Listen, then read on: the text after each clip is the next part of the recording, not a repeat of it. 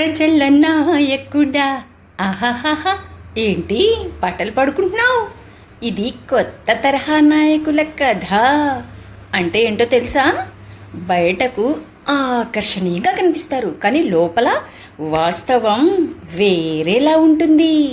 ప్రజలు సులభంగా అర్థం చేసుకోవాలంటే కొత్త తరహా నాయకులు మాటల్లో మాస్టర్స్.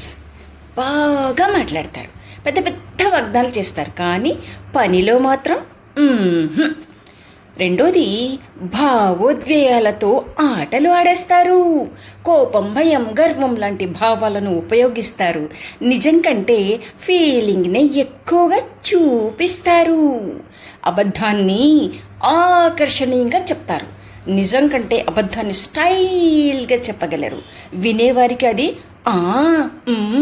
అనిపిస్తుంది.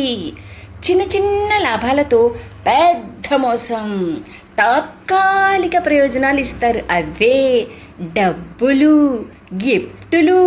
కానీ దేశానికి దీర్ఘకాల లాభం ఉండదు. ప్రశ్నలు అడిగే వాళ్ళను విమర్శలను ప్రశ్నిస్తే చివరి మాట. మంచి నాయకుడు పని ద్వారా నమ్మకం తెస్తాడు. చెడ్డ నాయకుడు మాటలతో మాయ చేసేస్తాడు.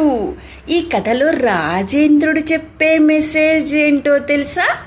ప్రజలు ఆలోచిస్తే మంచి నాయకులు వస్తారు, ఆలోచించకపోతే మాయగాళ్ళు వచ్చేస్తున్నారు.